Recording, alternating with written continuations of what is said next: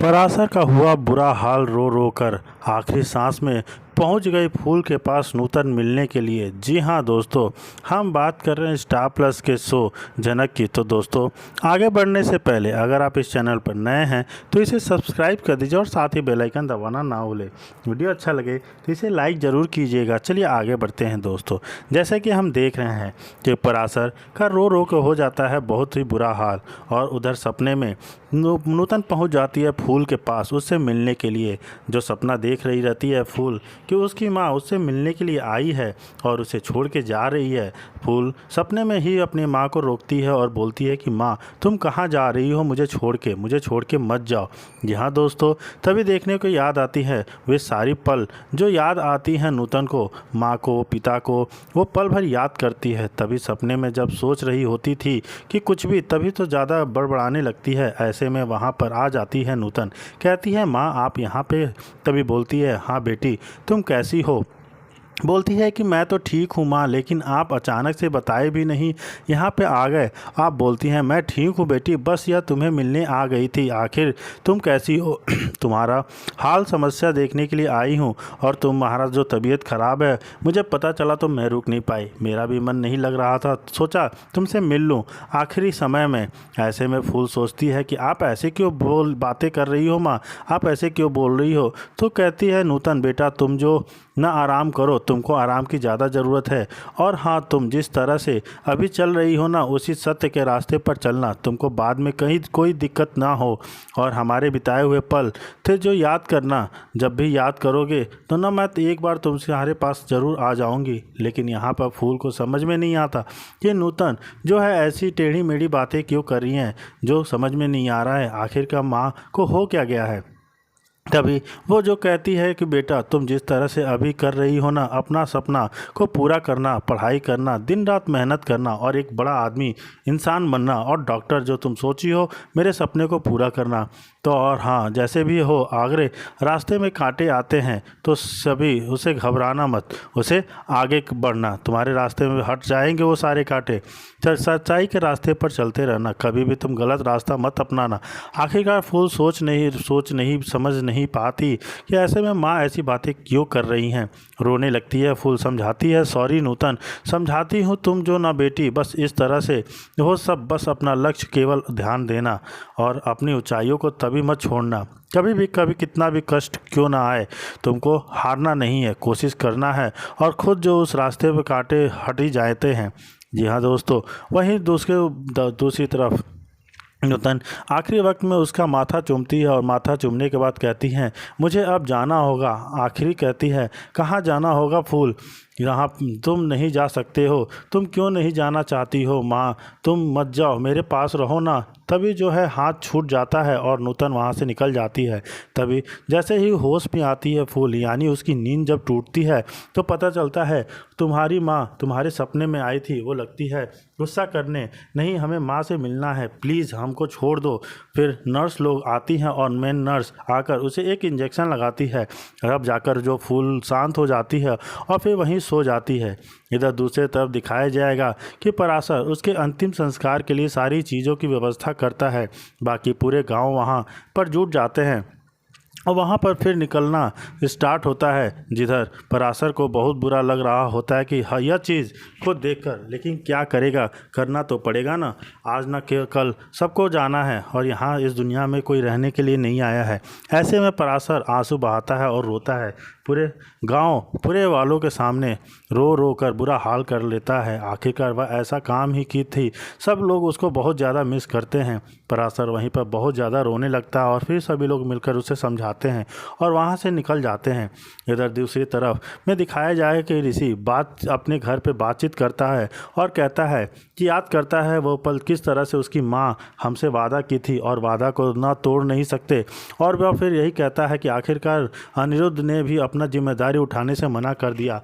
आखिरी जिम्मेदारी तो हमें उठाना ही पड़ेगा, लेकिन वो सारी बातें यहाँ पर नहीं कर पाता है। बस ये कहता है कि बस मैं चाहता हूँ कि अगर फूल ठीक हो जाए तो यहाँ रहेगी, गांव नहीं जाएगी। मुखिया जी बाकी सभी लोग यह सोच के हैरान हैं कि आज ऋषि को इतनी बड़ी पॉजिटिव मूड में क्या हो गया है और वह ऐसी बातें क्यों कर रहा है, फूल के पक्ष में वो भी ले रहा है। तभी ऋषि बोलता है कि हाँ, आप लोग क्यों नहीं समझ रहे हैं, अगर उस लड़की के मन में थोड़ा भी कुछ होता तो वहाँ पर जाके मेरे खिलाफ कुछ उल्टा सीधा बोल सकती थी, लेकिन उसने ऐसा नहीं किया, उसने ऐसा गवाही नहीं दी। एक बार में सारा कुछ सॉल्व हो गया और मेरी नौकरी भी बच गई। उसको कैसे भूल जाऊं? क्या मैं छोटा सा काम उसके लिए नहीं कर सकता हूं? आखिर उसका पहले से लक्ष्य रहा है पढ़ने के लिए, उसे मैं अगर थोड़ी सी भी मदद कर दूं तो वह दिक्कत में नहीं आएगी। ऐसे में पूरे परिवार जिस तरह से रहता है माहौल, ऐसी उसकी माँ काफ़ी ज़्यादा चिंतित हो जाती है।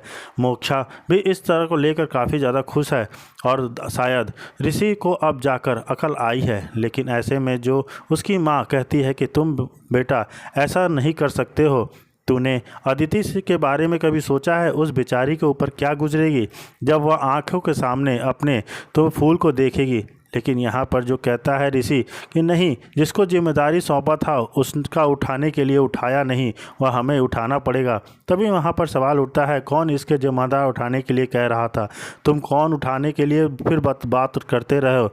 लेकिन सबके मन में सवाल जो है अटपटांग चलने लगते हैं। इधर उसके अंतिम संस्कार के लिए सभी लोग इकट्ठा होते हैं और पराशर नूतन के साथ बिताए गोपाल को याद करता है, जो उसने उसके साथ बिताए हैं, कैसे उसने नूतन का साथ दिया, कैसे उसके साथ रहा।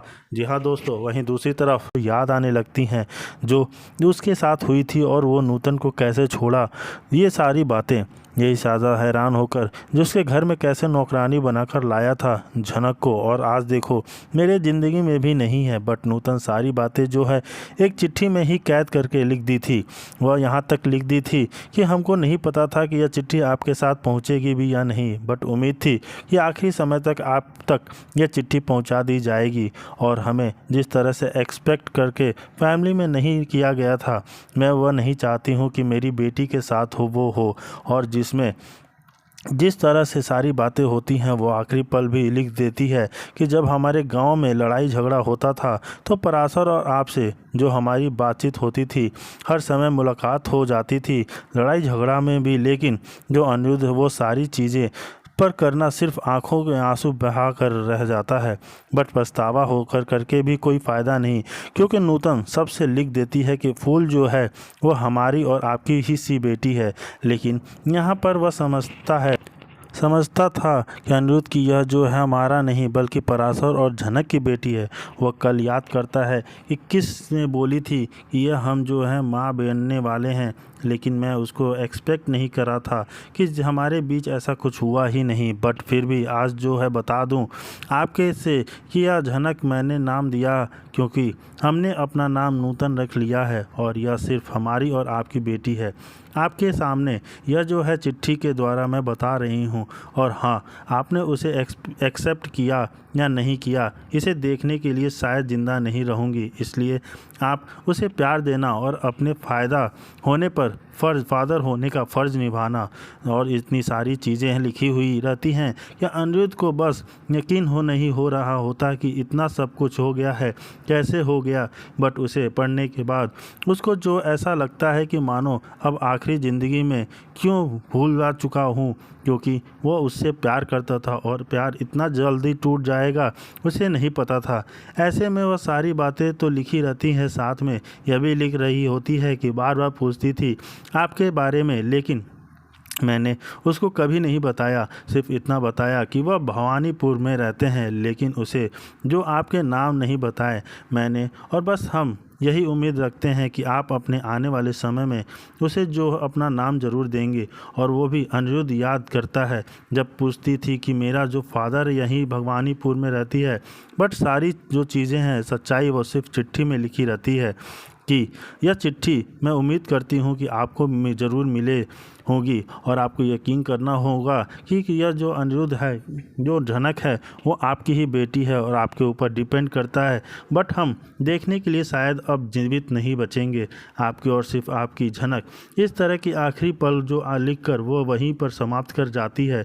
ऐसे में काफ़ी ज़्यादा अनिरुद्ध टेंशन में हो जाता है और वह ऋषि से पूछने लगता है कि ऋषि, क्या तुमने इसके बारे में किसी से बात की, किसी को बताया? तो बोलता है नहीं, मैंने अभी तक किसी को नहीं बताया है, लेकिन अब जो जिस तरह से हम उसके पूरा ज़िंदगी का खर्चा उठाने के लिए तैयार हैं। लेकिन ऋषि बोलता है कि सिर्फ खर्चा उठाने से नहीं होगा, उसको अपना नाम देना पड़ेगा। लेकिन अनिरुद्ध यहाँ पर सोचने पर मजबूर हो जाता है और कहता है कि ऐसे मैं कैसे कर सकता हूँ। तभी वो बोलता है कि देखो, मैं उसको पूरा पढ़ाऊँगा, लिखाऊँगा, सब कुछ करूँगा, लेकिन फिर जो मैं आप समझ लीजिए कि क्या होगा। पर तनुजा बोलती है नहीं, ऐसा मत करो ऋषि, और हमारी मजबूरी को समझो। हमने बहुत मुश्किल से अपना परिवार बनाया है और अगर वो यह परिवार के बीच आ जाएगी तो मेरा परिवार फिर से टूट जाएगा, बिखर जाएगा, हमारे बीच कुछ नहीं रहेगा। फिर ऋषि बोलता है कि फिर आप इसको एक्सेप्ट कर लीजिए और उसको अपना बेटी का दर्जा दीजिए। लेकिन अनिरुद्ध के सामने यह